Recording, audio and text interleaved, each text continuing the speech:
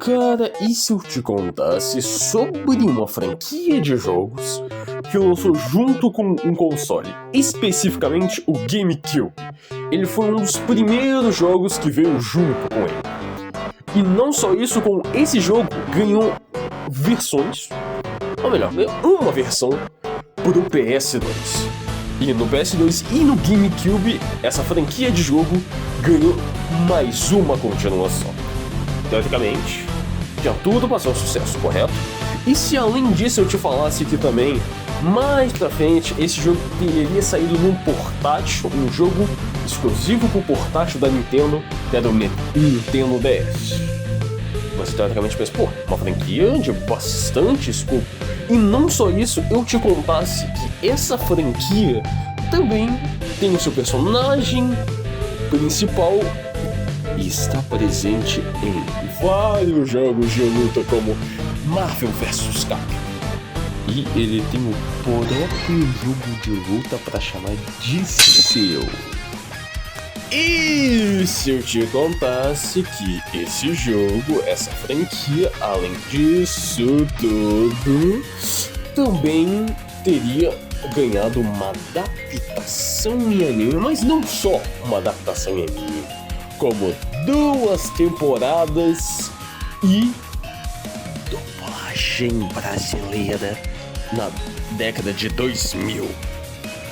Teoricamente, PS2, um anime com dublagem, tem tudo para ser um sucesso aqui no Brasil, correto? E se eu te falasse que essa adaptação provavelmente é a melhor adaptação em anime de um jogo, ou a melhor adaptação no geral que já existiu nessa face da Terra? Você acreditaria? E eu aposto que você deve estar se perguntando: Rodolfo, que franquia é essa? Tipo, ela é influente, é uma franquia muito famosa. Da onde veio essa franquia? E se eu te contar que essa franquia é da Capcom, talvez você já deve ter matado a charada. Simplesmente essa franquia é nada mais, nada menos do que Beautiful Joe. Cara, é bizarro como essa é uma franquia muito desconhecida no mundo dos games, mas eu acho que ela é uma das franquias mais desconhecidas, principalmente pra gente aqui do Ocidente e no Japão também. Só que ela é a franquia com mais conteúdo que eu já consegui ver. Tipo assim, é uma franquia que, como eu disse, ela tem 2 jogos, uma versão para DS, que a gente pode dizer até como spin-off. Ele tem um próprio jogo de luta, participações de jogos de luta importantes como Marvel vs Capcom, como eu disse, e outro crossover da Capcom aí, que eu não sei muito bem, mas eu acho que o personagem encaixa. A história de Beautiful Joe, levando aqui em conta o jogo e o anime, conta a história do nosso mano Joe, né, o nosso querido Beautiful Joe, que aqui na história ele é representado como um nerdola. Esse rapaz é muito nerd. Lá no Japão, escreveriam esse cara como otaku, porque lá no Japão, otaku quer dizer você é muito aficionado em alguma coisa. Então, meio que ele e o Midoriya são do mesmo tipo de otaku. Eles amam demais uma figura, e essa figura, que no caso do Joe é fictícia, é o Capitão Blue, o herói favorito dele. Bem, um belo dia, Joe leva sua namorada pro cinema. E por algum motivo esse cinema tá muito vazio. E nesse cinema está passando um filme velho do Capitão Blue, já que Capitão Blue é um herói das antigas. Não tem mais coisas sobre o Capitão Blue na época que se passa o jogo. Então o Joe, ele é fã de um herói que não tem mais conteúdo para ele assistir, o que é uma tristeza. Tanto que esse é o último filme do Capitão Blue antes dele se aposentar da mídia, basicamente. Ele leva sua namorada, Sylvia, que aqui no jogo acho que o Joe aproveitou, reservou um cinema só pra eles, pra o Joe botar ela, digamos, linguajar elegas, botar ela na chapa.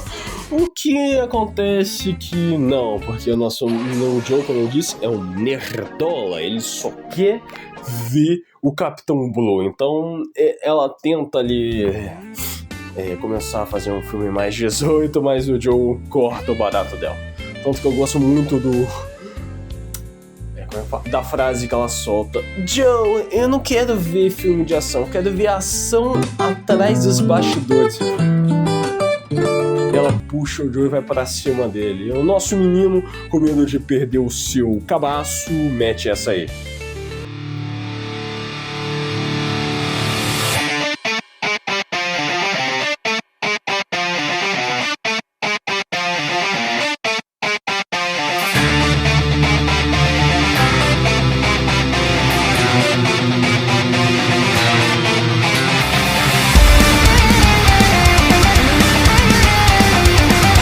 Zoeira, foi mais uma reação meio Shadow Cooper. Então, no meio que desse filme, do nada, o Capitão Blue, que nesse filme ele morre, simplesmente o inimigo que matou ele puxa a Silver e leva ela pro mundo dos filmes, por algum motivo. E o nosso menino Joe fica: caralho, que porra que eu faço agora, mano? Isso não é feito 3D, não.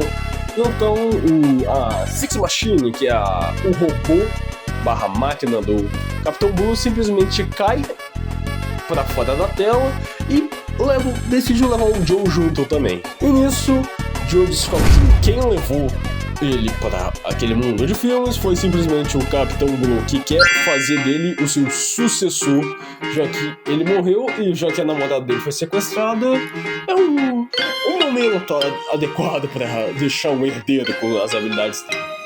Então, Joe recebe o V-Watch, que é o relógio do Capitão Blue que permite ele, vamos dizer, morfar. Que aqui o Joe faz uma transformação, mas é mais uma parada Kamen Rider do que Power Ranger. Então o Joe vira simplesmente ninguém mais, ninguém menos que ele, o guloso em câmera lenta e em velocidade máxima, em qualquer velocidade que você botar esse vídeo. Eu tô falando de Beautiful Joe.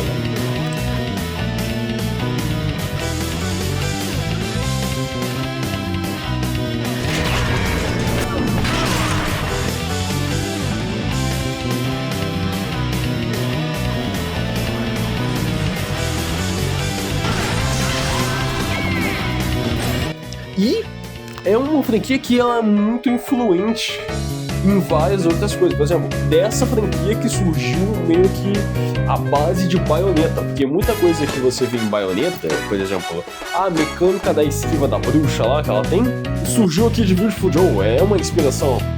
E é claro, o Sex Appeal, que é o nosso mano Joe, Beautiful Joe, que é o nome do protagonista. Simplesmente o mano parece que veio de Jojo, de tanta pose gulosa que esse menino faz. Daria pra gente botar nos contextos atuais de gírias de internet que nosso menino Joe tem muito molho. Apesar que, sinceramente, eu não curto muito usar isso, porque eu vejo que é mais uma galerinha. Tipo esse cara aí. Tá meio seco, hein, galera? Eu acho que faltou molho. E realmente tá achando que a gente esqueceu o molho. Para hoje, a sua baioneta poder empenar o rabão dela na tela do jogo dela, Joe teve que abrir o caminho na indústria com suas Jojo poses gulosas para ela poder fazer isso. Você tem noção, cara? E também tem um outro jogo do mesmo criador, o Hideki, que ele fez, que é de super-heróis, que meio que o Joe, eu acho que ele é uma referência. Foi o que eu consegui achar nas pesquisas. Praticamente essa franquia, por isso que eu amo ela, esse fato dela ser muito grande, tipo assim, pra galera que ama God Hand, infelizmente ele só tem o God Hand 1, e é isso aí. Eu tenho vários jogos pra eu poder matar minha saudade, já que teoricamente eu sou um viúva dessa franquia, né? Porque não temos muita coisa do Beautiful Joe há muito tempo. A não ser um crossover com o Sonic nas HQs dele, que teve, por algum motivo o Joe tá aqui, tanto que a Capcom vai fazer, eu estou numa campanha particular de fazer a SEGA comprar os direitos de Beautiful Joe, que pelo menos a SEGA vai saber o que fazer, porque apesar que eu também acho que God Hand poderia, né, eles têm Yakuza, God Hand, eu acho que dá um negócio legal, e o Joe entra ali, pô, é uma coisa meio Sonic, né, velocidade, porradaria, o Joe tem um carro pra participar do Sonic Racing, então tá tudo certo, tá tudo em casa. E também tem esse detalhe curioso que o Junpei de Persona 3 lembra muito o Joe quando ele tá normal. E também a própria personalidade, esse lance do boné e essa personalidade de eu sou um crianção que quero ser um herói, basicamente. E também o jeito que eles falam é muito parecido. Eu até procurei pra ver se o dublador não era o mesmo, mas não. Então eu acho realmente aí que dá uma bela dupla, né? Eu até tentei ver se tinha uns mods pra botar o Junpei lá em Persona 3. Infelizmente não, porque ninguém conhece essa franquia. Mas quem sabe com o Beautiful Joe indo na mão da SEGA, já que a Capcom não quer, pode rolar aí um crossover entre os dois. A propósito, as artes que estão aparecendo agora são eu que fez. Eu que fez, puta que pariu, macaco Bem, então eu vou separar esse vídeo em duas partes. A próxima parte vai vir logo. E se eu fosse você, eu não perderia, porque é sobre como este jogo /anime, adaptação de anime, botou a versão de Devil May Cry de Adi Shankar pra mamar. Botaram Adi Shankar pra mamar. Então, se eu fosse você, eu não perdia. Então, até mais, fui e beba.